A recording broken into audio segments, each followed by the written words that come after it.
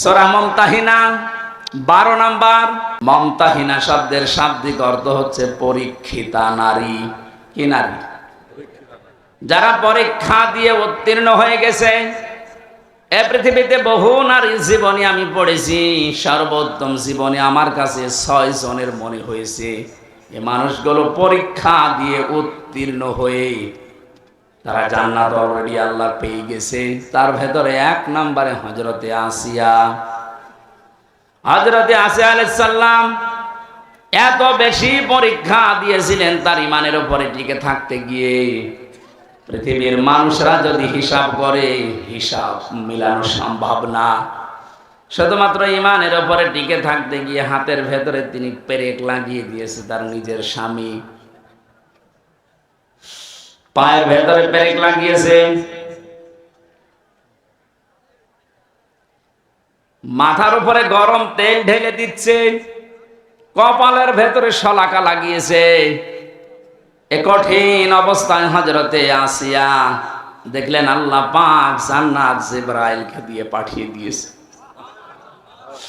তিনি জান্নাত দেখলেন, ডাক দিয়ে বললেন, ইদি ক্বালাত রাব্বি বনিলি ইনদাকা বাইতান ফিল জান্নাতি ওয়া নাজ্জিনি মিন ফিরআউনা ওয়া আমালিহি ওয়া নাজ্জিনি মিনাল কওমিজ যালিমিন। হযরতে আসিয়া ডাক দিয়েছেন, রব্বুল আলামিন তুমি আমার জন্য জান্নাতের ভেতরে একটা ঘর বানিয়েছো, এভাবে না তৈরি করি তুমি যেখানে আছো ওই জায়গায় একটা ঘর আমার জন্য বানিয়ে দাও, যেন সব সময় তোমারে আমি দেখতে পারি। হযরত আসিয়া 2 নম্বর কথা বলেছিলেন, ওয়ানাজ্জিনি মিন ফিরআউনা ওয়া আমালিহি ওয়ানাজ্জিনি মিনাল কওমিজ যালিমিন। এই মেয়েরা আসেনি? একটু খেয়াল করবেন এবার। সম্মানিতা মা বোনেরা, অনেক বেশি ভালোবাসি আপনাদেরকে, আমি চাই না আপনারা জাহান্নামী হয়ে যান। তাকান পরীক্ষিতা নারী কাদেরকে বলে, কি পরীক্ষা তিনি দিয়েছিলেন। এত বড় কঠিন মুসিবত বিপদ, এত বড় বিশাল শাস্তির ভেতরে হযরতে আসিয়া তিনি তার স্বামীর জন্য বরদোয়া দেননি। তিনি বলেছিলেন, মাবুদ তুমি যা দেখতে পাচ্ছ আমার স্বামী লোক দিয়ে এরকম অত্যাচার করাচ্ছে এবং নিজে অত্যাচারে শামিল, তুমি আমাকে এই অত্যাচার থেকে বাঁচাও, কিন্তু আমার স্বামীর উপরে তুমি রাগ করো না। ও বাংলার মা বোনেরা, এদেশে পুরুষ নির্যাতন, নারী নির্যাতন করলেই মামলা হয়ে যায়, কিন্তু পুরুষ নির্যাতনের কোনো মামলা নেই। আমি জেলখানায় 3টা বছর থেকে অনেক কিছু দেখেছি। ওর এখানে 100 ভাগের প্রায় 60 ভাগ লোক শুধু এই দাম্পত্য কলহ নিয়ে জেল খাটতেছে। মেয়েদের এই ছোট মনের কারণে পেরে ওঠে না, সে প্রত্যেকে কি হুজুর বলেন আর কি খেজুর বলেন। এদের এই মানুষগুলো যদি একটু মন উদার করতো, আমার মনে হয় পরিবারে আমাদের শান্তি আরো ফিরে আসতো। বাস্তব দেখেছি যে জল্লাদটা এখন আছে, আগে তো শাহজাহান ছিল, ও মারা যাওয়ার বের হয়ে মারা গেছে, এখন নতুন একজন দায়িত্ব পেয়েছে, ইলিয়াস, চট্টগ্রামে বাড়ি। লোকটাকে একদিন বললাম, ভাই কি অবস্থা বলেন তো। আমার বলছে, হুজুর আমার এখন 35 বছর বয়সে আমি জেলখানায় এসেছি, এর 17 বছর ছিলাম আমি সৌদি আরবে, আর আমার এখন ফাঁসির আসামি আমি। আমার যদি এখন যাবজ্জীবন হয়ে জেল খাটা লাগে, কমপক্ষে 22 বছর জেলে থাকা লাগবে। 35 থেকে 17 এরপরে 22, হিসাব করে দেখেন 74 বছর হবে। কত? 74 বছর বয়সে লোকটা জেলখানা থেকে বের হবে। খুব বড় অপরাধ করে গেছে না, পুরা জীবনে আমি শুনেছি যে কি কি করতেন। সৌদি থেকে 17 বছর পরে বের হলাম, দেশে আসার পরে বিয়ে করলাম। বিয়ে করার পরে আমার বোর সাথে আমার মায়ের মিল নেই, সব জিনিস আমি চাহিদা মতো পূরণ করেছি, কিন্তু মাকে আর ওই ছোট বোনকে কিছু দিলেই ওর মন খারাপ হয়ে যায়। দিন রাত নেই, সব সময় শুধু মনোমালিন্য, ঝগড়া। শেষ পর্যন্ত আর পারলাম না যে আমার সম্পদ আমার মাকে দেই, আমার বোনকে দেই। ওর সমস্যা কি? সংশোধন করার জন্য একটা থাপ্পড় দিয়েছিলাম, ও ছাতা গেছে মুইরি, মানে একটু জোরে। এই লাগবে না, বস। মারা যাওয়ার পরে তো বউ মারা কেস, প্রথমে ফাঁসি হয়ে গেল, এরপরে যাবজ্জীবন। এখন 22 বছর থাকা লাগবে আমার, 11 বছর চলছে। আমার তো বের হতে হতে আমার বয়স হয়ে যাবে 74 বছর। কি করব আমি? আমারে বলছিল আপনি তো ওয়াজ করেন, বাইরে যে অন্তত একটু বলেন যে আমার মতো বিপদে যেন কেউ না পড়ে। কারণ আমি খুব বড় অপরাধ করিনি, আমি তো ঠিক রাস্তায় ছিলাম, মাঝখান থেকে একটু মিস্টেক হয়ে আমার জীবনটাই নষ্ট হয়ে গেল। ইলিয়াসের বউ এখনো পর্যন্ত আছে বাইরে। ইলিয়াসের যখন শুনেছে যে ওর যাবজ্জীবন জেল হয়ে গেছে, প্রথমে ফাঁসির কথা শুনে মেয়েটাকে কি, সে তো মারা গেছে। তার যে শাশুড়ি ছিল, এই শাশুড়ি এবং শ্বশুর পরবর্তীতে ওর মা বাবার উপরে এই মেয়েটার জন্য বহু অত্যাচার চালিয়েছিল। ভেতরে যেহেতু যোগাযোগ বিচ্ছিন্ন ছিল, কষ্টের কথাগুলো যখন এসে এসে আমার কাছে বলতো, আমি নিজেই কেঁদে ফেলতাম যে এই লোকটা তো সেরকম মেজর অপরাধ না, আর তো মারার জন্য মারে নাই, শুধু সংশোধনের জন্য একটা থাপ্পড় দিয়েছিল, ছাতা মরে গেছে।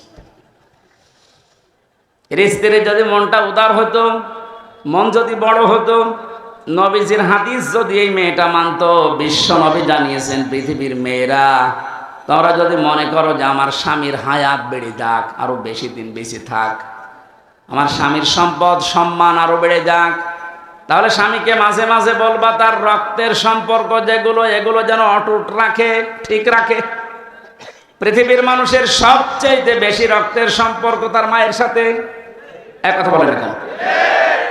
এই জন্য পুত্রবধূ যারা বসে আছেন, আমার যতটুকু বাস্তবতার জ্ঞান আছে আমি দেখেছি, এই দেশে আমরা যারা জামাই আছি, এটা মনে হয় রেকর্ড হয়ে কালকে আমার ম্যাডাম শুনবে, শুনুক, কপালে যা আছে হবে। আমরা জামাইরা যেভাবে আমাদের শাশুড়িকে শ্বশুরকে যেইভাবে দেখি, যেই নজরে দেখি, আর যেভাবে আচরণ করি, বউগুলো যদি তার হাত আমার মা বাবার সাথে, আমাদের মা বাবার সাথে ওইটা করতো, এই দেশে কোনো ছেলে আলাদা হওয়া লাগতো না। একটু বেশি বলে ফেললাম নাকি? ঠিক মানে 100 ভাগ ঠিক। আপনি অনেকে মনে করেন আমি নামাজ পড়ি, রোজা রাখি, আমি কালো বোরকা পরে বাজারে যাই, আমি জান্নাত পাবো না। মানে কিসের জান্নাত? আপনি তো মানুষের অধিকার নষ্ট করেছেন। আপনি একটু উদার হতে পারেন না? কি করবেন আপনি সম্পদ বেশি নিয়ে? এই মেয়েটাকে খারাপ করার পেছনে ওই মেয়েটার মা আর ওর বড় বোন ওখান থেকে শুধু বুদ্ধি দেয়, ওই তাড়াতাড়ি আলাদা হয়ে যা, আরামে খেতে পারবি। হ্যাঁ, এখানে তাকবীর দেওয়ার দরকার। সব বনাশ হয়ে যাচ্ছে আর তাকবীর দিচ্ছে। যেহেতু পয়েন্টটা এসেছিল, মা বোনেরা হাতে পায়ে ধরে বলছি আপনাদেরকে, বাঁচতে যদি চান 4টা যে ফরজ কাজ আছে, তার ভেতরে কিন্তু স্বামীর সেবা, স্বামীর মন জয় করা আপনি পারছেন না। শয়তানের ধোকায় হোক, হ্যাঁ শয়তান তো বসে নেই, আপনাদেরকে জাহান্নামে দিতে চায়, এই জন্য স্বামীর গুরুত্ব আপনার মন থেকে তুলে দিয়েছে। অথচ নবীজি জানিয়েছেন, আমি যদি এই পৃথিবীতে আল্লাহ বাদে কাউকে সেজদা করার অনুমতি দিতাম, মেয়েদের কানে কানে বলতাম স্বামীর পায়ে সেজদা করো। কত দামি জিনিস, আর তাকে ধরে ধরে আপনি অপমান করেন, মারেন। আমি তাফসীর থেকে একটা পয়েন্ট লিখেছি, ইহুদিদের মেয়েদের ভেতরে স্বভাবগুলো আছে। আল্লাহর নবী জানিয়েছেন এই পৃথিবীর ময়দানে দাজ্জাল তার মিশন চালু করার জন্য 7টি কাজ করে যাচ্ছে, কিয়ামত পর্যন্ত এটা করবে। মেয়েরা যারা এসেছেন আপনারা যেন সাবধান হয়ে যান, এর জন্য বলছি। দাজ্জালের মিশন হচ্ছে 7টি। 1 নাম্বার, 7টি ওরা ইহুদিদের মেয়েদের যে গুণগুলো আছে এগুলো আমাদের ভেতরে প্রবেশ করাতে চায়। মহিলা প্যান্ডেলে যারা আছেন আপনি মেলাবেন, আমি তাফসীর থেকে তুলেছি। 1 নম্বরে আন্নানা। আন্নানা বলা হয় ওই সমস্ত মেয়েদেরকে যে মেয়েরা স্বামীকে বলে তুমি যা করবা সব আমার জন্যে, আর বাকি সব ডিলেট। এরকম মেয়েদের মন দেশে নেই। এটা দাজ্জালের একটা মিশন। প্রথম যেই মেয়েকে দাজ্জাল টার্গেট করবে মনে করবেন ওর ভেতরে এই গুণটা পয়দা হবে, এই দোষটা, যে যা করবা তুমি সব আমার জন্য, বিয়ে আমারে করেছো, এখন তোমার মা বাবা বোন ভাই যা আছে চাচা ফুফু সব ডিলিট করো। এরকম মন, এরকম কথা বলে, এরকম বউ দেশে আছে না নেই? আপনি বিশ্বাস করতে পারেন ওই মহিলাকে দাজ্জাল টার্গেট করেছে ওকে জাহান্নামে নেওয়ার জন্য। 2 নম্বরে মান্নানা, যে মহিলা খালি খোঁটা দেয়, বাবার বাড়ির কথা তুলে মাঝে মাঝে স্বামীর মনে কষ্ট দেয়, খোঁটা দেয়, তুমি আমার চেনো, আমি চেয়ারম্যানের মেয়ে, আমার ভাই একটা মাস্তান।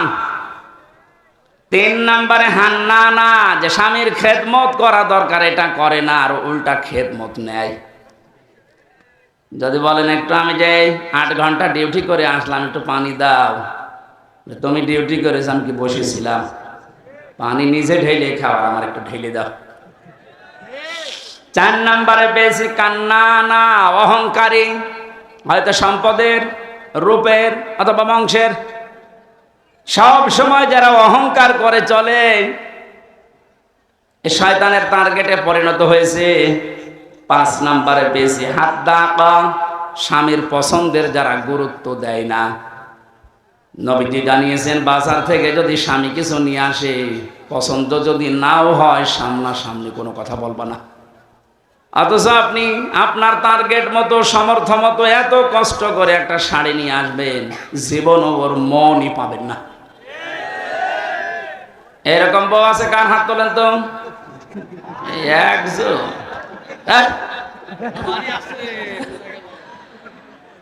6 নম্বরে বেশি সাদ্দাকা, যারা হারামের প্রতি উৎসাহ দেয় স্বামীকে, খালি মাঝে মাঝে অন্যের তুলনা তুলে ধরে, যে কি করো, পাশের বাড়ি দেখো না, ওর বেতন তো তোমার চাইতে কম। এই যে হারামের প্রতি আপনি উৎসাহ দিচ্ছেন, লোক নবীর স্ত্রীর সাথে আপনাকে জাহান্নামে থাকা লাগবে। কথা বুঝতেছেন? নিজের চরিত্র ভালো তাতে কি হয়েছে? আপনি যদি হারাম কাজের প্রতি উৎসাহ দেন, কাউকে সাহায্য করেন, কিয়ামতে আপনি লোক নবীর স্ত্রীর সাথে জাহান্নামে থাকা লাগবে। এটা তো আমি বানালাম নাকি? সূরা আরাফ 8 নম্বর পারার 20 নম্বর পৃষ্ঠা 3 নম্বর লাইনে 83 নম্বর আয়াত তাফসীর থেকে বলছে, আল্লাহ রাব্বুল আলামিন 2 জন ফেরেশতাকে পাঠালেন। 2 জন ফেরেশতা এসে লোত নবীর কাছে এসে বলে, আল্লাহর নবী আপনার উম্মতদেরকে নিয়ে আপনি এখান থেকে চলে যান, আমরা মাগরিবের সময় আল্লাহর গজব এখানে নাযিল করব। কিন্তু সাবধান, ফাআনজাইনাহু ওয়া আহলাহু ইল্লা ইমরাতাহু কানাত মিনাল গাবিরিন। আপনার স্ত্রীকে আপনি নিতে পারবেন না, যারা আছে বাকি সবাইকে নিয়ে যান। আপনাকে যারা স্বীকার করেছে আপনার উম্মত, নিয়ে যান, স্ত্রীকে নেবেন না। প্রশ্ন আসতে পারে, লূত নবীর স্ত্রীর চরিত্র খারাপ ছিল? না না, পৃথিবীর কোন নবীর স্ত্রীর চরিত্র খারাপ ছিল না, কারণ হারাম রক্তের ভেতরে আল্লাহ নবীদের রক্ত ঢোকান নাই। এজন্য নবীদের স্ত্রীর চরিত্র ভালো ছিল। কিন্তু এই মহিলা চরিত্রহীনাও ছিল না, চরিত্র খারাপও ছিল না, কিন্তু তলে তলে চরিত্রহীন মানুষদেরকে সাপোর্ট করত। ওই জামানায় একটা গণা ছিল, পুরুষে পুরুষে জেনা, মহিলা মহিলায় জেনা করত, ওইটাও সাপোর্ট করত, নিজে করতো না, শুধু সাপোর্ট করত। একটু চিন্তা করেন তো, এত বড় একটা জলিলুল কদর নবী লূত আলাইহিস সালাম, তিনি ইব্রাহিম নবীর ভাগ্নে, এত বড় নবীর ভাগিনা, নিজে নবী, তার স্ত্রী নবীর স্ত্রী হওয়ার পরেও নিজের চরিত্র খারাপ না, চরিত্রহীনাও ছিল না। শুধু হারাম কাজ যারা করে তাদেরকে সহযোগিতা করতো, সাপোর্ট করতো, ভালোবাসতো, যে ঠিক আছে। এইটা করার কারণে আল্লাহ তাকে বললেন ছেড়ে দাও, ওকে আমি জাহান্নামের, ওকে গজব নাজিল করে ধ্বংস করে জাহান্নামে দেব। রাজবাড়ী ফরিদপুরবাসী অনেকেই মনে করছে আমার নিজের চরিত্র তো ভালো, আমি কোনো অন্যায় কাজে যাই না, কিন্তু এমন মানুষকে সাপোর্ট করে যার চরিত্র ভালো না। এ দেশের কথা বলছি না, এক কথা বলছে না। মা বোন যারা এসেছেন, হযরতে ফাতেমাতুজ জোহরাকে আল্লাহ যে দুইটা কারণে জান্নাতের নেত্রী বানিয়েছেন মেয়েদের, তার এক নম্বরে কোনো দিন তিনি স্বামীকে হারাম কাজে উদ্বুদ্ধ করেননি। না খেয়ে থেকেছেন 3 দিন পর পর। আপনি সহ্য করতে পারবেন? 3টা দিন মানে 72 ঘন্টা না খেয়েছিলেন নবীর মেয়ে, তারপরও স্বামীকে দিয়ে কোনো হারাম কাজ করতে উদ্বুদ্ধ করেননি। আর আপনার কোনো অভাব নেই, এরপরও স্বামীকে দিয়ে বাম হাতের ইনকাম করান। আজকে একটা এসপির স্ত্রী তার স্বামীর বিরুদ্ধে নিচে মামলা দিচ্ছে। সম্মানিত মা বোনেরা, আমাদের হুঁশ হবে একদিন, যেদিন আজরাইল আসবে, ওই সময় হুঁশ হয়ে আর লাভ হবে না। এখনই হুঁশ ফেরা দরকার। 7 নম্বরে পেয়েছি বাররাক, এটা না বলাই ভালো। হ্যাঁ, বলে আমি মায়ের খাই। বাররাকা মানে এমন স্ত্রী যে স্বামীর গায়ে হাত তোলে। এই কথা বলছে না কেন? এরকম মানুষ দেশে নেই? বহু পালোয়ান বাইরে বীর, ভেতরে যায় ক্ষীর হয়ে যায়। এটা দাজ্জালের যে 7টা মিশন নারীদেরকে নিয়ে, এখানে যারা এসেছে এই মেয়েরা যেন এই মিশনে এই খপ্পরে না পড়ে, বলেন আমিন। এত বড় কঠিন মুহূর্তে হযরতে আসিয়া তার স্বামীর জন্য বরদোয়া দেননি। হ্যাঁ, তিনি বলেছিলেন, আল্লাহ তুমি আমাকে বাঁচাও, নাজ্জিনি মিন ফিরআউনা ওয়া আমালিহি ওয়া নাজ্জিনি, একালিপ করে টান আছে। তুমি আমার স্বামীর অত্যাচার এবং যাদেরকে দিয়ে অত্যাচার করাচ্ছে এই জালেমদের কবল থেকে তুমি আমাকে বাঁচাও, কিন্তু আমার স্বামীর উপরে তুমি গজব দিও না। এত বড় কঠিন মুহূর্তেও যদি বরদোয়া না দিতে পারে, আপনার কি হয়েছে? একটা সাবান কম হলে আপনি খোঁটা দেন, বরদোয়া দেন, উল্টা পাল্টা কথা বলেন। পরীক্ষিতা নারী হওয়ার জন্যে 28টা গুণ মেয়েদের অর্জন করা লাগে। সূরা নিসার ভেতরে ধারাবাহিক ভাবে আল্লাহ দিয়েছেন। ইবনে কাসির তাফসীরটা মেয়েদেরকে পড়াবেন। আমার আজকের আলোচনার বিষয় ওইটা না, শুধু নামকরণটা বললাম। সূরা মুমতাহিনা শব্দের শাব্দিক অর্থ পরীক্ষিতা নারী। কি নারী? পরীক্ষিতা নারী। যে সমস্ত মেয়েরা পরীক্ষা দিয়ে পাশ করেছে, তাদের ভেতরে 6টা গুণ আপনি হে নবী দেখতে পাবেন। এরা যখন আপনার কাছে বায়াত নেবে বলে আসবে, তাদেরকে আপনি বলবেন, মেয়েরা এসেছিল নবীজির কাছে, এসে বলে, হে রাসূল, আমরা আপনার সাথে হাত মিলাতে চাই। ইবনে কাসির মুফাসসির বলেন, বিশ্ব নবী জানিয়েছেন, ওই সময় আমি মেয়েদের বেগানা মেয়ের সাথে হাত মিলাই না। অথচ বাংলাদেশে আমরা বহু পীরের নামে কলঙ্ক দেখছি, ওরা মেয়েদেরকে পর্যন্ত মুরিদ বানায়। এই কথা বলছেন? পুরুষের জন্য মহিলাকে মুরিদ বানানো, তার খেদমত নেওয়া জায়েজ আছে? বলেন বলেন। এগুলো যারা করছেন না বুঝে করছেন, আপনি থামেন। বিশ্বনবী জানিয়েছেন, হ্যাঁ, এই পৃথিবীতে 3টা জিনিস আমার কাছে সবচাইতে বেশি প্রিয় লাগে, ভালো লাগে। তার 1 নম্বরে আমার নিজের স্ত্রী। কার স্ত্রী? নিজের স্ত্রী। জাওজাতি, আমার নিজের স্ত্রী ভালো লাগে আমার কাছে। আমাদের কাছেও স্ত্রী ভালো লাগে, তবে নিজেরটা ছাড়া অন্যেরটা। কথা বলছেন? এই জন্য হাজারো মানুষের দেখবেন লাইন চলছে এখনো। এই যে পরকীয়া প্রেম যারা করেন, এখনই থামেন, নয়তো 3টা ক্ষতি হয়ে যাবে দুনিয়ায় আর 3টা আখিরাতে। পরকীয়া প্রেমে যারা লিপ্ত আছেন, আপনার 1 নম্বরে চেহারার উজ্জ্বলতা, নূর আল্লাহ নষ্ট করে দেবে। 2 নম্বর, আপনার হায়াত আস্তে আস্তে কমে যাবে। 3 নম্বরে যখন মারা যাবেন ঈমান পাবেন না, একটা সংসার নষ্ট করার জন্য বেঈমান হয়ে মরবেন। এ লাইনে আছে নাকি এলাকায় কেউ? যদি থাকেন আপনি থেমে যাবেন আশা করছি। বিশ্বনবী বলেন 2 নম্বরে আমার কাছে নামাজ ভালো লাগে, 3 নম্বরে আমার কাছে সুগন্ধি ভালো লাগে। এই 3টা আমাদের কাছেও যেন ভালো লাগে সেই ব্যবস্থা আল্লাহ করে দেন, বলেন আমিন। নবীজিকে আল্লাহ ঘোষণা দিলেন, ইয়া আইয়ুহান নাবিয়্যু, হে নবী, ইযা জাকাল মুমিনাতু, মুমিন নারীরা যখন আপনার কাছে আসবে, ইউবাইউনাকা, আমরা বায়াত নিতে চাই, পর্দার আড়াল থেকে আপনি তাদেরকে বায়াত দেবেন 6টা বিষয়ে। যদি এগুলো তারা মানতে পারে, আপনি নিজে তাদের জন্য আল্লাহর কাছে ক্ষমা চাবেন। যেহেতু আল্লাহ শিখিয়ে দিচ্ছেন, তার মানে 6টা কাজ করতে পারলে আল্লাহ নিজে আমাদেরকে মাফ করবে। 1 নম্বরে দিয়েছেন আলা আল্লাহ ইউশরিকুনা বিল্লাহি শাইআ। এখান থেকে একটা মাসলা বের হয়। এই বসেন তো, বসেন, লাগবেন, বসেন। এখান থেকে একটা মাসলা বের হয়, পৃথিবীতে যদি কেউ মুরিদ হতে চান, বায়াত নিতে চান কারো কাছে, এই 6টা বিষয়ে বায়াত নেওয়া লাগবে। বাংলাদেশে এখন 48,000-এর উপরে পীর আছে। কত? ভারতের এই কলকাতার, আসামে আরো বেশি। আমি তো 17, 18, 19, 20 এই সমস্ত সালগুলোতে ভারতের এই কয়েকটা রাজ্যে দেখেছি ও ঘরে ঘরে পীর। বিশেষ করে মুর্শিদাবাদ, আরে নদিয়া, হুগলি, এই সমস্ত জায়গায় জায়গায় পীর। পীরটা ওরা ব্যবসা হিসাবে নিয়েছে।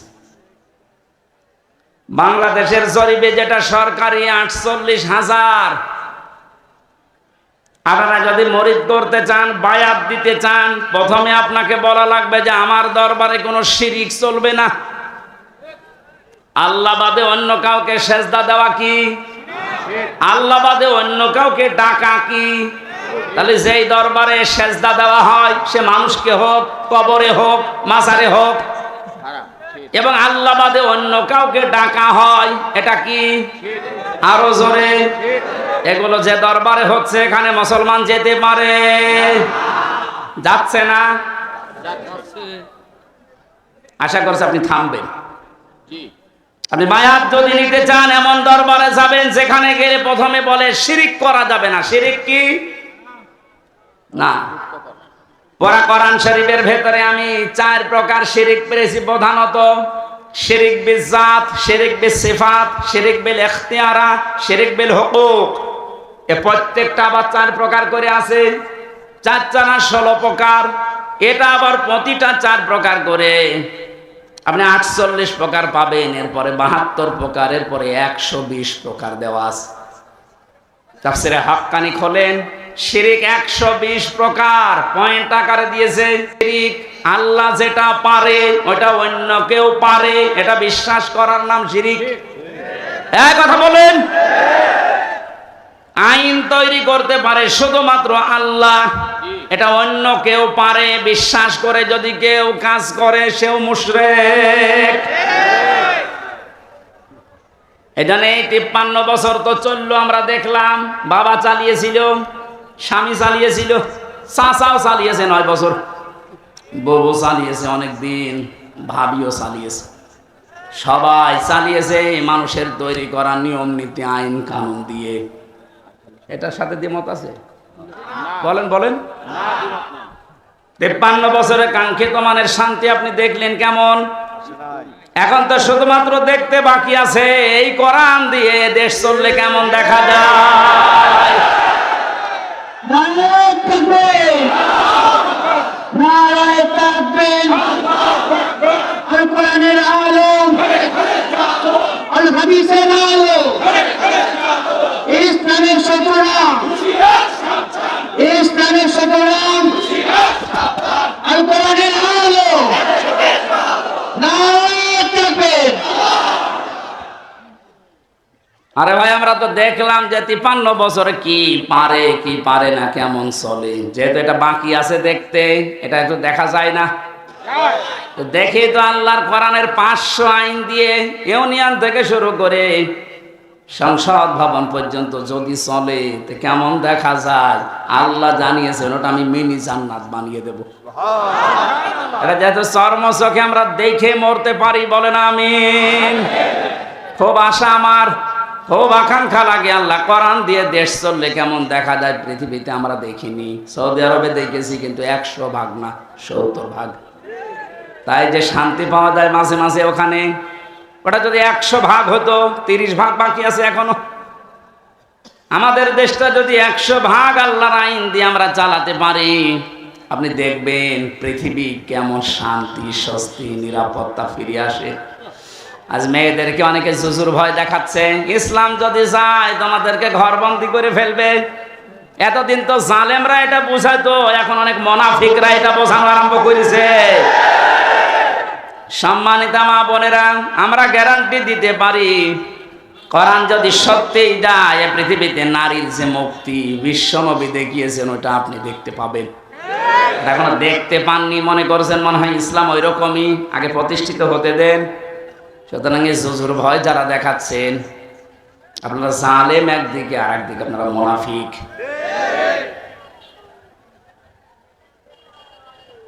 যে শিরিক যদি আমরা এখন শিরিক বিল জাত, শিরিক বিল সিফাত, শিরিক বিল ইখতিয়ারাত, শিরিক বিল হুকুক এভাবে পয়েন্ট আকারে একটা একটা করে শুরু করি, আল্লাহ যেটা পারে ওইটা অন্য কেউ পারে বিশ্বাস করার নাম শিরিক। আল্লাহ পারে আইন দিতে, অন্য কেউ পারে না। এই কাজে যারা ইনভলভ আছেন, এই কাজের সাথে যারা জড়িত আছেন, এই কাজে যারা সাহায্য সহযোগিতা করছেন, সাপোর্ট করেন, আপনি যে দল করতে পারেন আপনি মুশরিক। আপনার বায়াত হয়নি, কিসের বায়াত নিচ্ছেন আপনি? 2 নম্বরে আল্লাহ বলেন ওয়ালা ইয়াসরিকনা, হে নবী ওদেরকে বলেন যেন তারা জীবনে চুরি না করে। কি না করে? চুরি নেই দেশে? বেগম পাড়া এমনি তৈরি হয়, বাবার টাকা দিয়ে বেগম পাড়া বানাচ্ছেন, সব চুরি করা টাকা।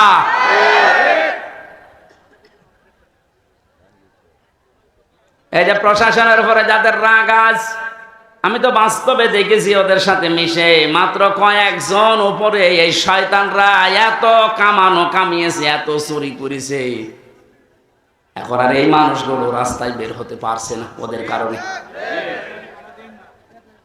আজকেও কয়েকটা লাইভ দেখেছি, এসআই এবং এএসআই কনস্টেবল সাধারণ যারা ডাক দিয়ে বলছে আমাদের নিজেদের অপরাধের জন্য যদি শাস্তি দিতে চান আমাদের দেন। আমরা তো হুকুমের দাস ছিলাম, উপর থেকে যে মানুষগুলো আমাদের জীবনটা এভাবে নষ্ট করে দিল, আজ আমরা স্বাভাবিক জীবনে যেতে পারি না। অবশ্যই তাদেরকে আইনের আওতায় এনে শাস্তি দেন এবং ওদের সম্পদগুলো সব বাঁচাতে পারেন। আমরা এটা চাই। বিশেষ করে এই যে মনিরুল, আমি নাম ধরে বলছি কারণ আমি ছিলাম কাউন্টার টেররিজমের এই মনিরুল, আসাদুজ্জামান, ডিসি মান্নান, হারুন তো শেষ হয়ে গেল, যেই কয়টা আছে এদের সম্পদগুলো আজ নেন, কারণ এগুলো একটা এদের বাবার সম্পদ না, সবগুলো জনগণের সম্পদ। আপনি বেতন কয় টাকা পান আমি জানি না, আমার দোলা ভাই তো আছে, ওর সংসার চলে না, আমার বাবার কাছ থেকে কারো টাকা নেই। যশোর থানায় আছে, সেও তো এসআই, কই তার তো বেতন চা, তার 2টা ছেলে মেয়ে নিয়ে সংসার চলতে চায় না, আমার বাবার কাছ থেকে টাকা নিয়ে চলা লাগে। তোমার বেতন নাই, তার চাইতে ডবল হইল না, হচ্ছে না। যে মানুষগুলো আছেন সাধারণ মানুষকে উল্টা পাল্টা ধারণা না করে উপরে যাদের নির্দেশে এগুলো হয়েছে বা হচ্ছে, বিশেষ করে এই চুরিদারি, এই অবৈধভাবে ইনকাম করা, এদের এই টাকাগুলো সব এখন রাষ্ট্রের কোষাগারে জমা নেই। যদি না দেয় ওদের বউ ছেলে মেয়ে যেগুলো হারাম খেয়ে খেয়ে মানুষ হয়েছে ওগুলো রাষ্ট্রের কাজে লাগান, দরকার ওদেরকে বিক্রি করে টাকা নেই।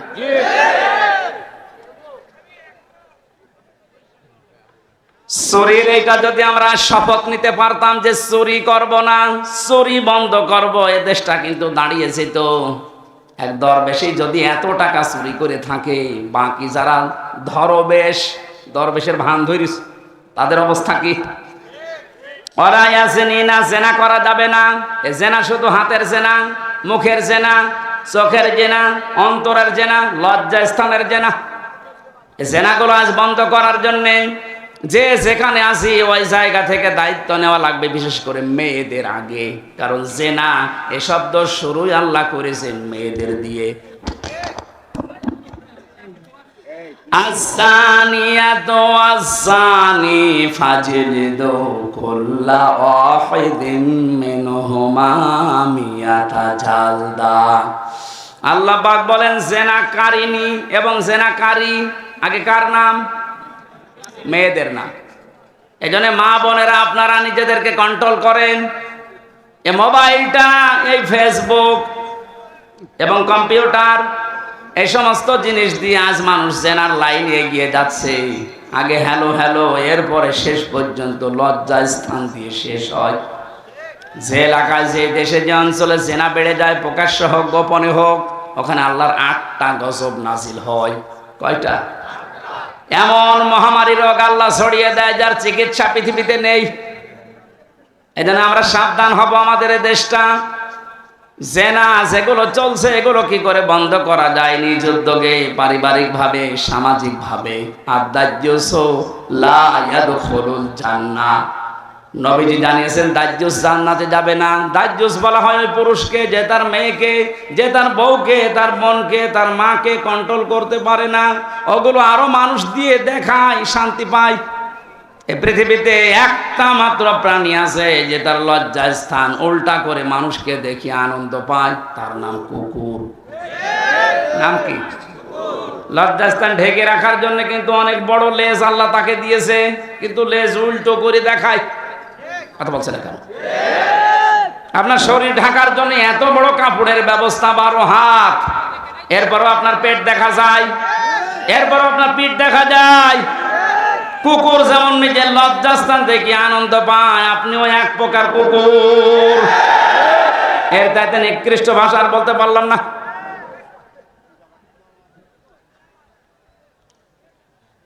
আশা করছি আপনি থামবেন।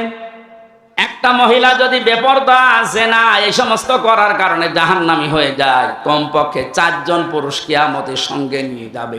প্রথমে তার বাবাকে, এরপরে বড় ভাইকে, এরপরে স্বামীকে, এরপরে বড় ছেলেকে।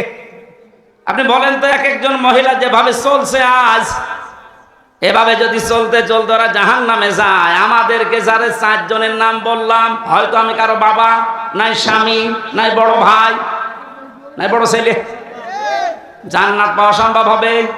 এই জন্য কন্ট্রোল হবে। জেনার পরিবেশগুলো বন্ধ করা দরকার আস্তে আস্তে। আল্লাহ পাক বলেন ওয়ালা ইয়াকতুলনা ওয়ালাদাহুন্না, খাবারের ভয়ে সন্তানকে হত্যা করো না। এখানে কয়েকটা মাসলা বের হয়। আপনাদের মনে হয় কষ্ট হয়ে যাচ্ছে নাকি? আমার তো কষ্ট হচ্ছে। আমার একটা ফ্যানের ব্যবস্থা যদি করতেন আগে থেকে, এই ঝামেলাটা হতো না। এখন ওইভাবে হয়, মানুষ একবারে একজন দাঁড়িয়ে দাঁড়িয়ে বাতাস দিবে। ওর জীবন না, ওরে বাতাস দিয়াবেন। ফ্যান দিলে প্রথমে থেকে ভালো। ওয়ালা ইয়াতিনা বিবহতানিন ইয়াফতারিনাহু বাইনা আইদিহিন্না, জেনে বসে কোনো মানুষ যেন একজনের উপরে অপবাদ চাপিয়ে না দেন, এই সিদ্ধান্ত নিয়ে, এই বায়াত নিয়ে আমার কাছে আজকে থেকে যান। এই গোনাটা বাংলাদেশ সহ বিশ্বে এখন বহু জায়গায় আরম্ভ হয়েছে। কিচ্ছু জানে না যে লোকটা, আন্দাজে তার উপর একটা অপবাদ, দোষ চাপিয়ে তার জীবনটা ধ্বংস করে দেওয়া হচ্ছে। কথা বলেন ঠিক কিনা?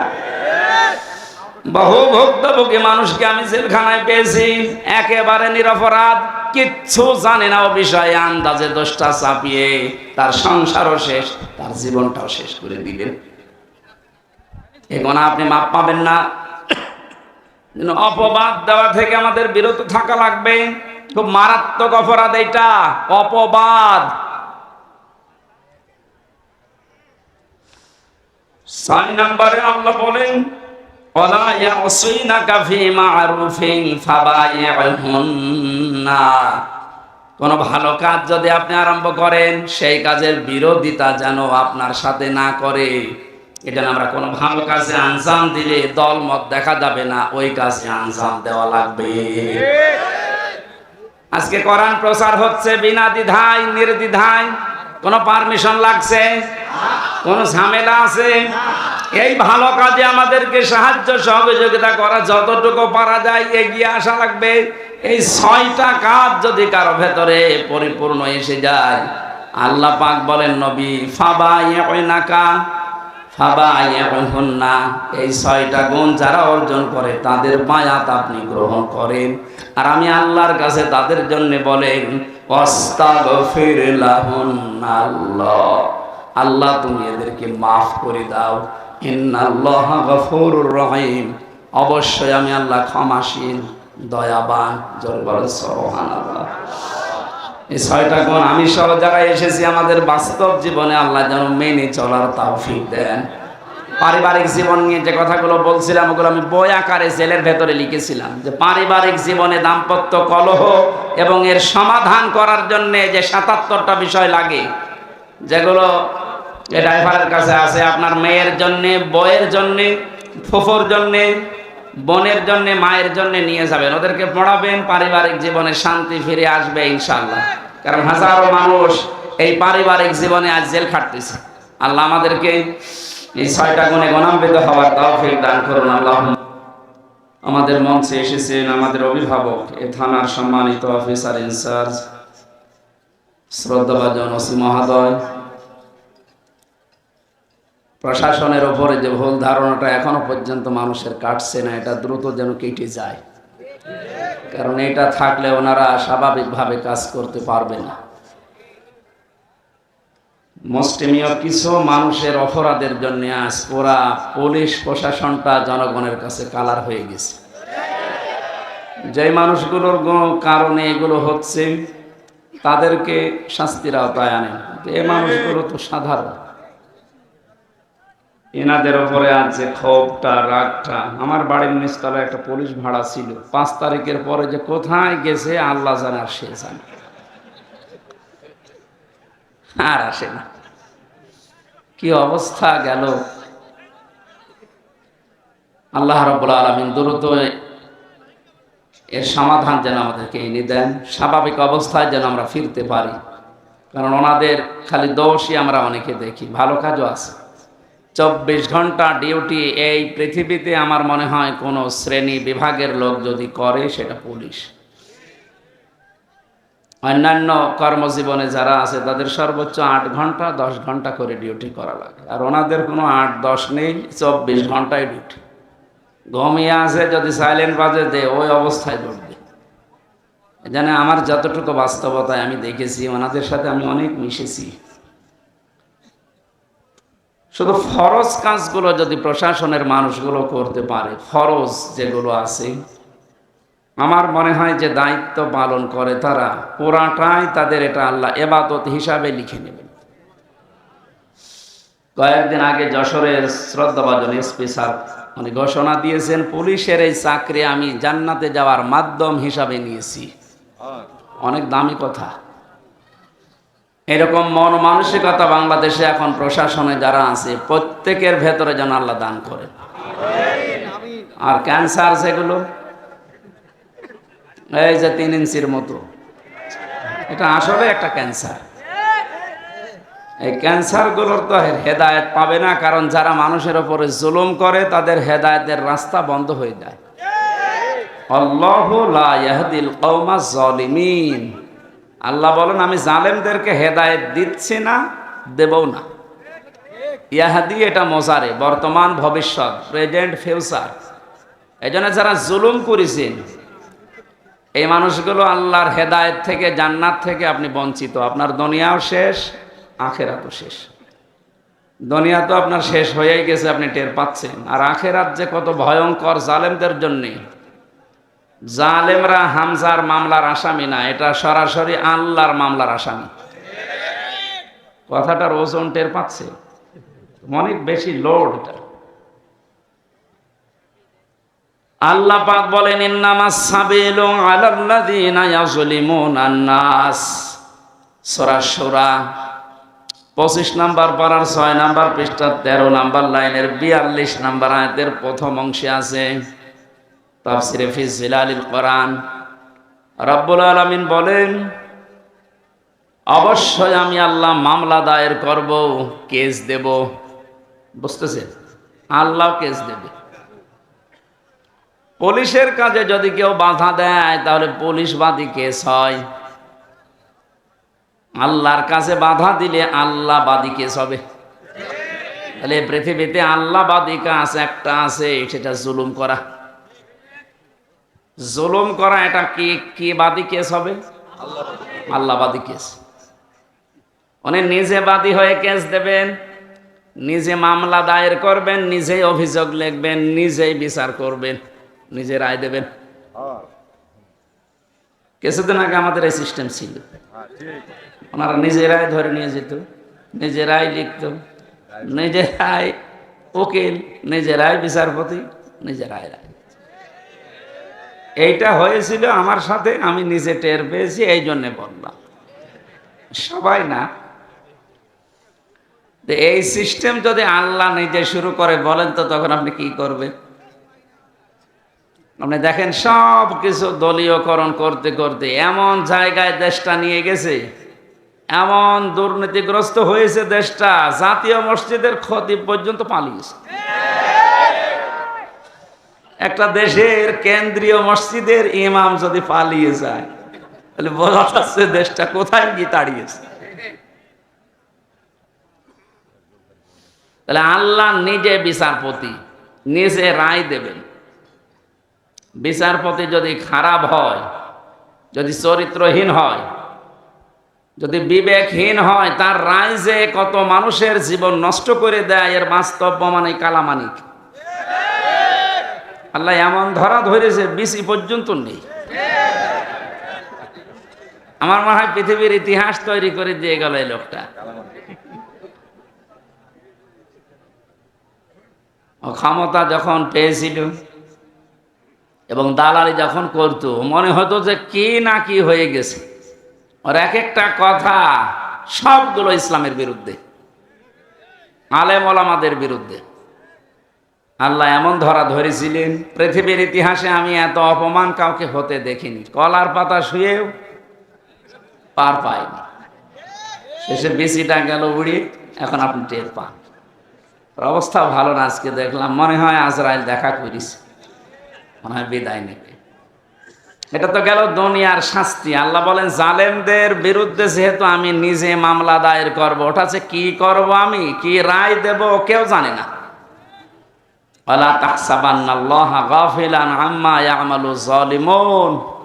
হে নবী, আপনি কি মনে করেন যে জালেমদের সম্পর্কে আমি কোনো খোঁজ রাখি না? সবচাইতে বেশি খোঁজ রাখি জালেমদের বিষয়ে। ওদেরকে শুধু ছাড় দিয়েছি। ইন্নামা নুমলি লাহুম লিয়াজদাদু ইসমা। আমি আল্লাহ ওদেরকে ওদের পাপের পরিপূর্ণ করার জন্য ছাড় দেয়, যে নাই যত বাড়বে বাড়, তোর পাপ যেন একেবারে পূর্ণতা পায়। বাস্তবতা আমরা এটাই দেখলাম, অনেকের পাপ একেবারে পরিপূর্ণ হয়ে গেছে। হাজারো মানুষের জীবন নষ্ট করার কারণে আল্লাহর আরশ পর্যন্ত কেঁপে গেছে। আল্লাহুম আযাবুম মুহিন।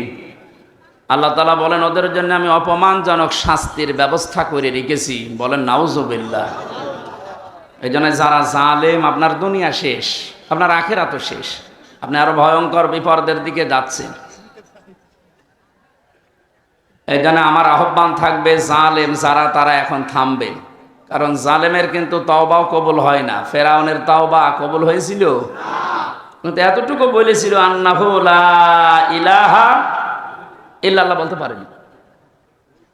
ও যখন ডুবে যাচ্ছিল, একবার উপরে ওঠে আবার পানির নিচে যায়। ফেরেশতা জিবরাইল এসে কাঁদা হাতে নিয়েছিল। তাফসীরে ফি জিলালিল কোরআন, ও যখন বলবে লা ইলাহা ইল্লাল্লাহ বলতে যাবে, তখন এসে মুখের উপরে কাদা লাগিয়ে বলছে তোর আর বলার দরকার নেই, কারণ তুই যা করেছিস। এই জন্য যারা অত্যাচারী হয়, যারা জুলুমবাজ হয়, এই মানুষগুলো যদি মনে করে শেষে ভালো হয়ে যাব, না, তাদের আর তওবা কবুল হয় না। কারণ তাদের পাপের কারণে তারা শেষে ডুবে মরে। এই যে মহিন শব্দটা আছে, বলা কোরআনের প্রতিটি শব্দ কিন্তু 100% সত্য না 98%। আলাহুম আযাবুম মুহিন, তাদের জন্য আমি অপমানজনক শাস্তির ব্যবস্থা করে রেখেছি। ফির দুনিয়া আল আখিরাহ, দুনিয়া এবং আখিরাত।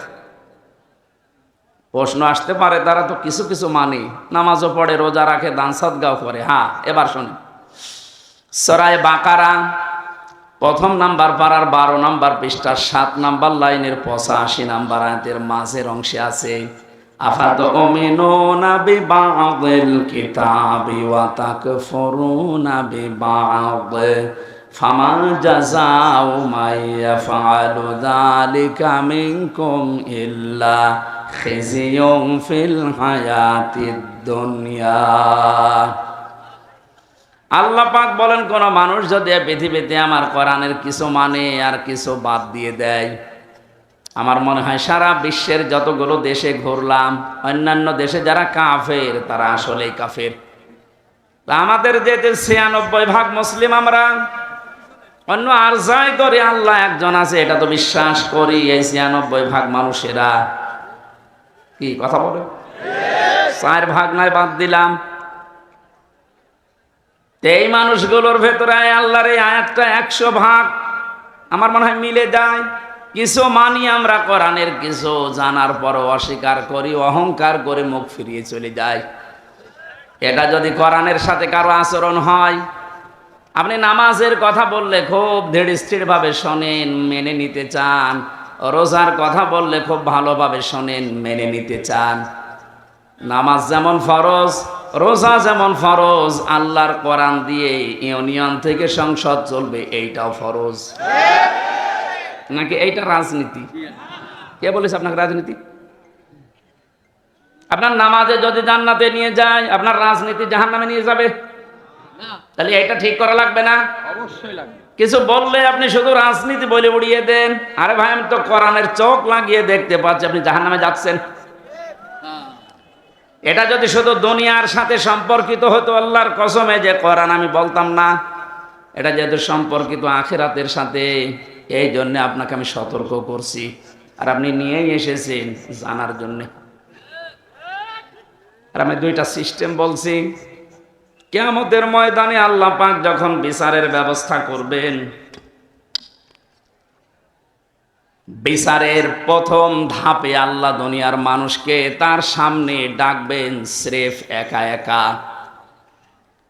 আমি আমার ঈমান থেকে কথা বলছি, যারা শুনছেন নিজের মনে করে শুনবেন যে প্রত্যেকের জন্য একই কথা।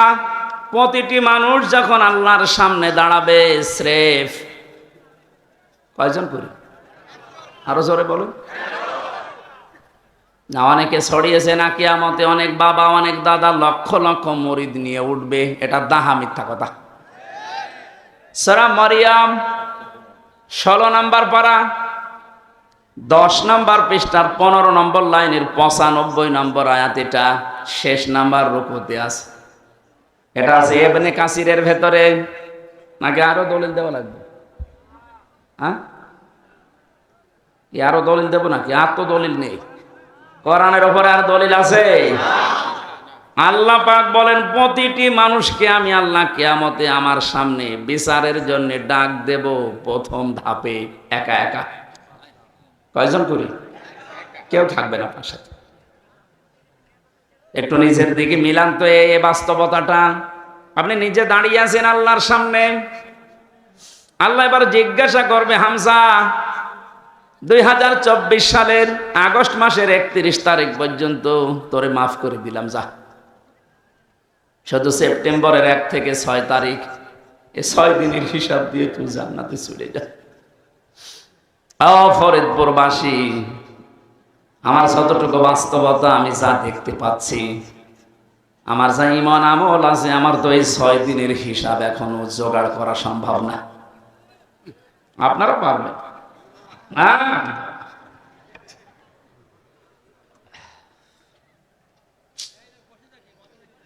কথাটা শুনতে যত সহজ মনে হচ্ছে, বাস্তবতায় গেলে অত সহজ পাবেন না। আল্লাহর সামনে নিজেকে দাঁড় করান, যার জন্য আপনি অবৈধ পথে ইনকাম করছেন, অবৈধ পথে বেছে নিয়েছেন। কি হবে এদের দ্বারা? কোরআনে কারীম সতর্ক করছে, লান তানফাকুম আরহামুকুম ওয়ালা আওলাদুকুম ইয়াউমাল কিয়ামাহ ইয়াফসিলু বাইনাকুম ইন্নাল্লাহা আল্লাহু বিমা তা'মালুনা বাসীর। সূরা মুমতাহিনার 2 নম্বর আয়াতে আছে লাং তানফাকুম, এটা 3 নম্বর আয়াত। মজারের আগে যদি লান আসে অর্থ হয় কখনো সম্ভব না। এখানে অনেক আলেম বসে আছে, এই যে লাং তানফা নাফা ইয়ানফাউ, এটা মজারে, এর আগে লাং দিয়েছেন। আল্লাহ নিজে গ্যারান্টি দিচ্ছেন কখনোই সম্ভব না, কখনোই উপকার করতে পারবে না। তোমাদের সম্পদ আদি, তোমাদের সন্তান আদি কিয়ামতের ময়দানে কেউ তোমার উপকারে আসবে না। আল্লাহর এই কথাটা যদি আমরা 100% বিশ্বাস করতাম, এই দেশে হাজারো মানুষের অবৈধ ইনকাম বন্ধ হয়ে যেত। আমরা ওই যে কিছু ভাষা বিশ্বাস করি, এই জন্য আমাদের অবৈধ পথ বন্ধ হয় না।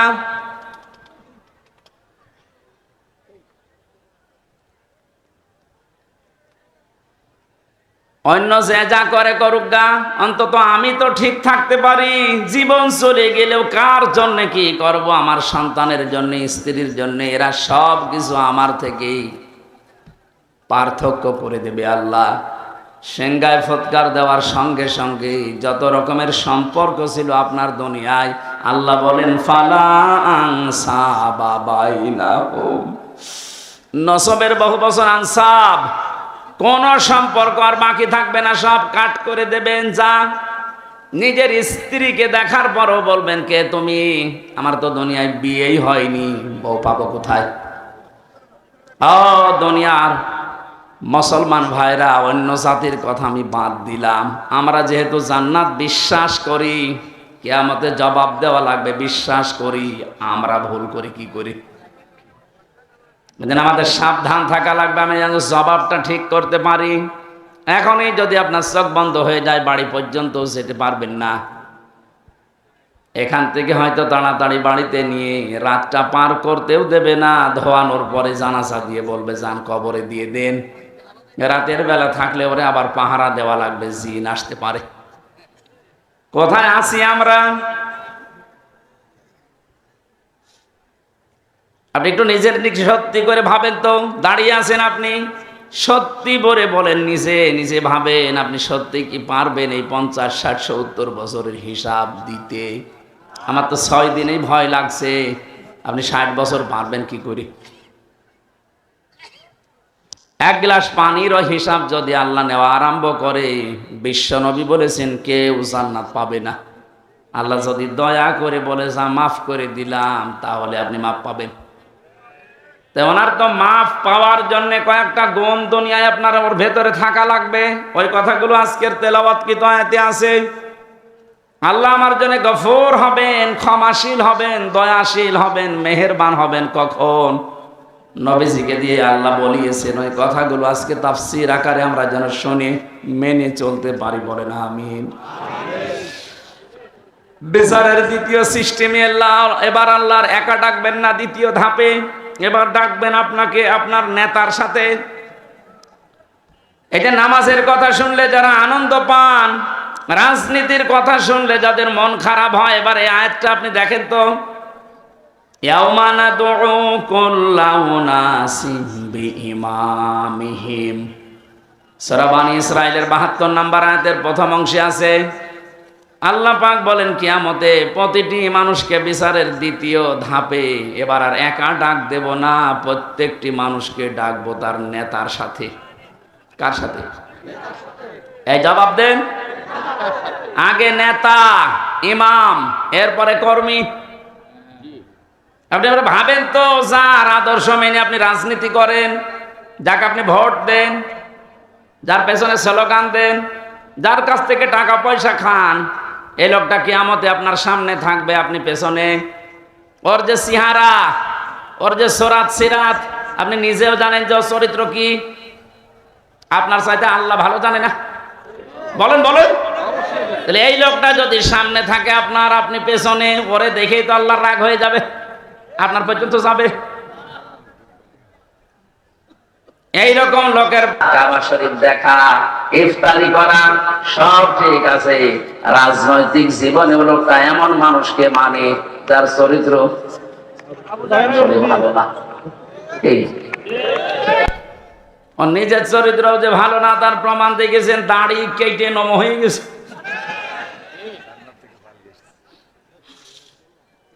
প্রশাসনের লোক যখন ধরতে গেছে ওরা কিন্তু চিনতে পারে নাই। আর একটা ছিল নম, আইনের চেয়ারে বসে শুধু বেআইনি কথা বলতো। এই লোকটারে যখন ধরে নিয়ে যাচ্ছিল এই আইনমন্ত্রী, অবশ্য আমি একা কেন, ওই যে ওর বেশ ওর দাড়ি কই, দাড়ি কেটে ফেলে দিয়েছে। যেই লোকটা এত বড় ভাওতাবাজি করতে পারে মানুষের সাথে, যে রাসূলুল্লাহর সুন্নাত, দাড়ি কি হামজার সুন্নাত? কার সুন্নাত? অপরাধ বোধ কত বেশি, নিজে কাজ করেছে এই জন্য তো অপরাধী। এত ভয় যে রাসূলুল্লাহর গলায় ছুরি লাগিয়ে দিয়েছে, যা আমার দরকার নেই, আমি আগে বাঁচতে চাই। আল্লাহ বাঁচতে দিয়েছে, এখন পচা ডিম খাচ্ছে।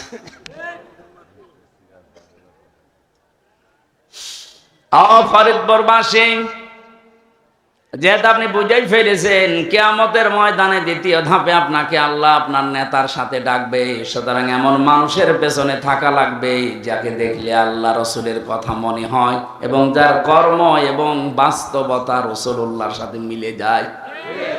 এরকম মানুষ দেশে নেই। আমরা এই প্যান্ডেলের ভেতরে এসে কত কথা বলার পরে বলে ঠিক আছে, এখান থেকে যাওয়ার পরে সব উল্টিয়ে ফেলি। এই জন্য আমাদের কপালের কোনো পরিবর্তন নেই।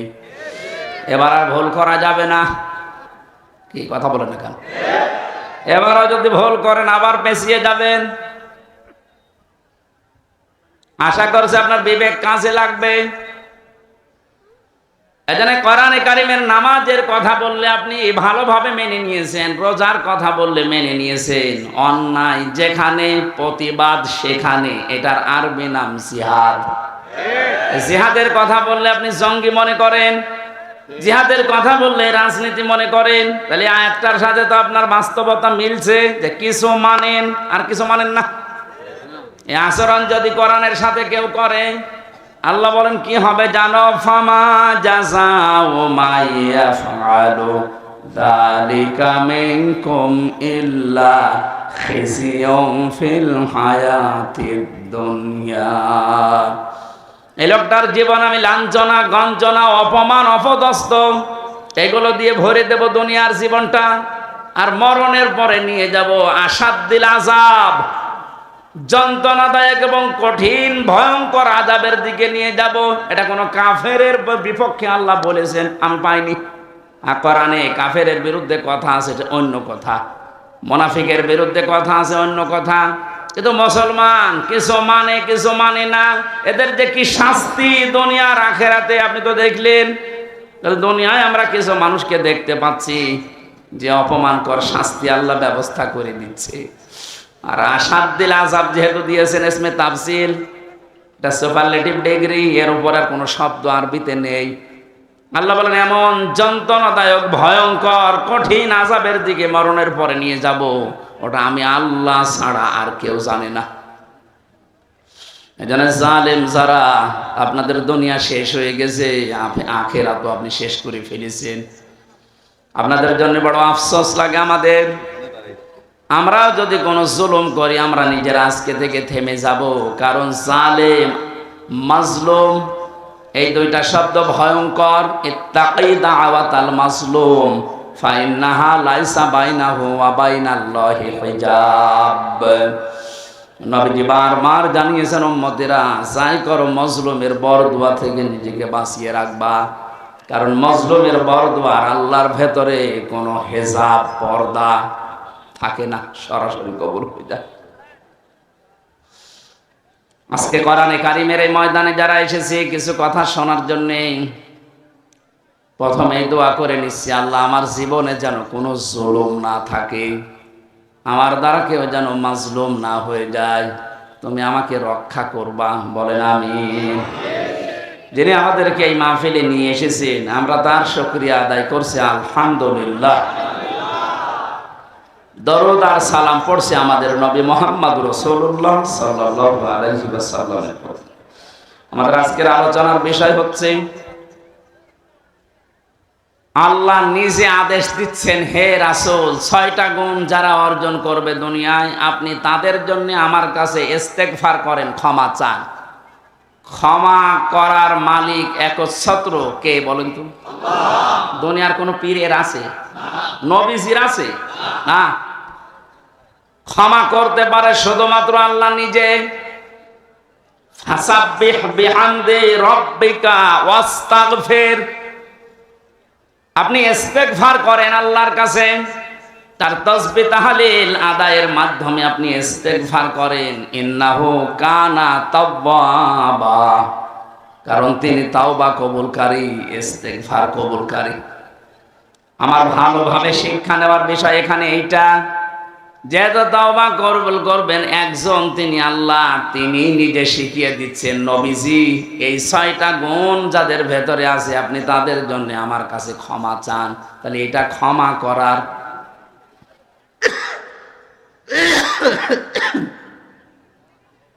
আয়াত থেকে বোঝা যাচ্ছে আল্লাহ এই 6টা গুণ বিশিষ্ট মানুষদেরকে ক্ষমা করবেন বলে জানিয়েছেন। আমাদের এখন বুদ্ধিমানের কাজ হবে এই 6টা গুণ দুনিয়া থেকে অর্জন করে তারপরে বিদায় নেওয়া। কথা বলেন না কেন? আসুন আমরা দেখি আমাদের ভেতরে এগুলো আছে কিনা। আমিন। লা ইলাহা ইল্লা আনতা সুবহানাকা ইন্নী কুনতু মিনাজ জালিমিন। আল্লাহ তাআলা প্রচন্ড গরমের ভেতরে চাতক পাখির মতো তোমার বান্দারা কোরআনে কারিমের কথাগুলো শুনছিল। যতগুলোই শুনেছি আল্লাহ আমাদের জীবনে আমল করার তৌফিক দাও। আমার শরীর মারাত্মক অসুস্থ, আমি নিজে টের পাচ্ছি, কথা বললে কণ্ঠে আমার ব্যথা করে। 3টা বছর জেলখানায় কি খেয়েছি না খেয়েছি আল্লাহ তুমি দেখেছো। আমার এখনো পর্যন্ত শরীর স্বাভাবিক হচ্ছে না, বহু ডাক্তার দেখিয়েছি। আল্লাহ রোগ দেওয়ার মালিকও তুমি, শেফা দেওয়ার মালিকও তুমি, মেহেরবানি করে তুমি আমাকে শেফায়ে কামেলা আজরা দিয়ে দাও। এ মাহফিলের আয়োজন করতে গিয়ে তোমার যে বান্দারা আশ্রম দিল আল্লাহ, এ মানুষগুলোকে যে মা পেটে নিয়েছে, মায়ের পেট তুমি খাদিজার মতো বানিয়ে দাও। এ মাহফিলের সম্মানিত সভাপতি এবং পরিচালক সহ যত সম্মানিত অতিথি এসেছে, বিশেষ করে আমাদের অভিভাবক, থানার অফিসার ইনচার্জ, ওসি সাহেব সহ যত পুলিশ সদস্য ভাইরা এসেছে, তাদের আজকের এই দায়িত্বটা তুমি ইবাদত হিসাবে কবুল করে নাও। নিজের স্ত্রী পুত্র সন্তানাদি বাবা মা ছেড়ে যারা দেশ এবং দেশের দায়িত্ব পালন করে বাংলার বিভিন্ন প্রান্তে, বাংলার এই প্রশাসনের উপরে তোমার রহমত নাযিল করো আল্লাহ।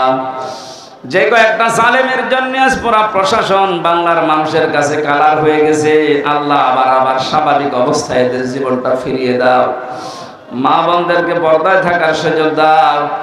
আল্লাহ তাআলা আমরা অঙ্গীকার করেছি, ওয়াদা করেছি, যেগুলো মেহেরবানি করে এগুলো জীবনে বাস্তবায়নের সুযোগ করে দাও। চর্ম চোখে দেখতে চাই, বড় ইচ্ছা আশা আকাঙ্ক্ষা তোমার কোরআন দিয়ে দেশটা চলছে। বারাকাল্লাহু লানা ওয়া লাকুম ফিল কোরআনিল আযীম। এলাকায় মাটির নিচে যত মানুষ ঘুমিয়ে আছে, কোরআনের ইজ্জত মাফ করে দাও। একটা মাদ্রাসার জন্য এলাকার অনেক মানুষ এখন আকাঙ্ক্ষা পেশ করছে, কোরআন শেখানো হবে, নবীর হাদিস শেখানো হবে। একটা উদ্যোগ নিয়েছে যে হাফেজ সাহেব। আল্লাহ তাআলা তোমার বান্দা বান্দীদের দিল মন ওই দিকে ঝুঁকিয়ে দাও। সাদগায়ে জারিয়া আমলক কাজে আমাদেরকে তুমি মেহেরবানি করে জুড়ে মিশে চলার তৌফিক দাও। বারাকাল্লাহু লানা ওয়া লাকুম ফিল কোরআনিল আযীম। মরণ আসলে যেন বলতে পারি লা ইলাহা ইল্লাল্লাহু মুহাম্মাদুর রাসূলুল্লাহ।